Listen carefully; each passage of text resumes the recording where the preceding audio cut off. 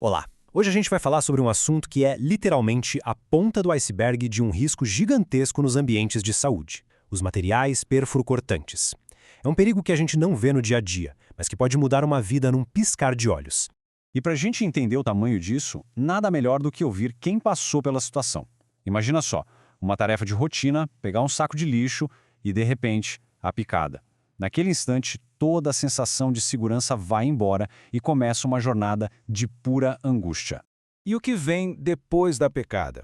Bom, o impacto não é só físico, né? É um baque psicológico imediato. O medo de ter sido contaminado com doenças sérias como HIV, hepatite, a espera pelos resultados dos exames vira um verdadeiro pesadelo. Agora, vamos deixar essa história pessoal um pouquinho de lado para a gente entender os números por trás desse desespero todo. Qual é o tamanho real do risco? O que de fato está em jogo aqui? Primeiro de tudo, o que é o material perfluorocortante?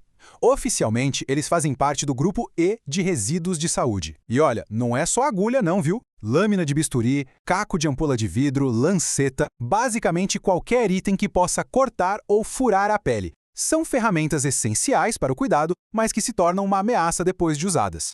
Agora se preparem para os números porque eles são chocantes. Uma única picada de agulha contaminada e o risco de pegar hepatite B pode chegar a 30%. É quase 1 em 3, uma chance altíssima, convenhamos. No caso da hepatite C, esse risco cai um pouco, mas ainda assim é bem sério. A gente está falando de até 2% de chance de infecção. Parece pouco. Imagina ser a pessoa dentro dessa estatística. É uma fonte de ansiedade enorme. E para o HIV, o risco fica em torno de 0,3%. Pode parecer um número pequeno, mas pensa na quantidade de procedimentos feitos todos os dias em todos os hospitais. O risco acumulado é real. Cada um desses percentuais representa uma vida que pode ser virada de cabeça para baixo. E onde, afinal, esses acidentes acontecem? Esse gráfico aqui é revelador. Olha só, 80% dos acidentes acontecem ou durante o uso ou logo depois, antes do descarte. O que isso quer dizer? Que a grande maioria dos casos está sob a responsabilidade direta de quem está manuseando o material. Ou seja, são acidentes que, na teoria, poderiam ser evitados. Então, se a maioria desses acidentes é evitável, como a gente faz isso? A resposta está em um sistema, num plano criado exatamente para gerenciar esses resíduos de forma segura. É o famoso PGRS. Pensa nele como a espinha dorsal da segurança de qualquer clínica ou hospital. E não é só uma boa prática não, hein? É um documento obrigatório que detalha passo a passo o que fazer com o resíduo desde a hora em que ele é gerado até o seu destino final. E esse plano é super completo. Ele cobre toda a cadeia de segurança e cada etapa é fundamental. Começa separando o lixo certo, guardando do jeito certo, depois vem a coleta, o armazenamento, o transporte, o tratamento e, finalmente, o descarte final. Certo, o PGRSS é o sistema, mas ele só funciona se todo mundo seguir as regras. Vamos ver agora algumas ações que são, assim, inegociáveis. São as regras de ouro para a segurança de todos. Essa é a primeira e talvez a mais importante de todas. É proibido reencapar agulhas. Ponto. Parece um gesto inofensivo, né? Mas pesquisas mostram que essa mania é responsável por mais de 1/3 dos acidentes. É um reflexo perigoso que tem que ser combatido o tempo todo.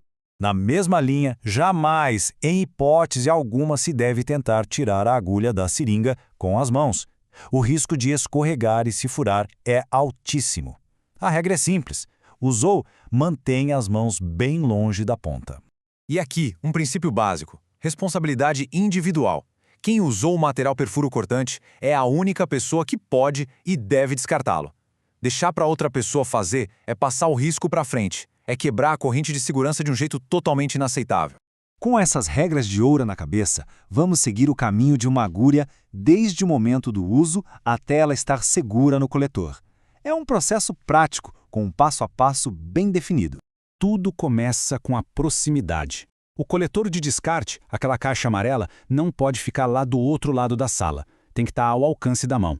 Quanto menor a distância que um objeto perigoso precisa viajar, menor a chance de um acidente no caminho. Simples assim.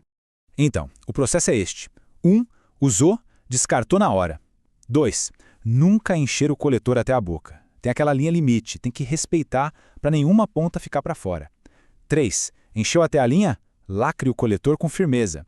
E 4, na hora de carregar, sempre longe do corpo.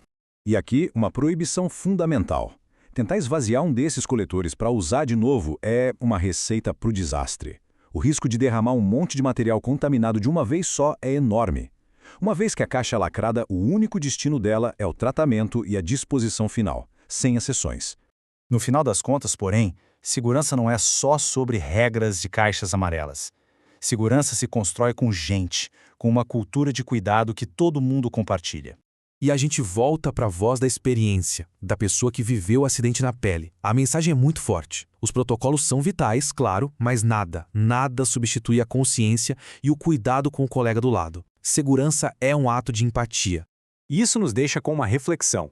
O que cada um pode fazer hoje, agora, para fortalecer essa corrente de cuidado? Porque gerenciar esses resíduos do jeito certo não é só um procedimento técnico.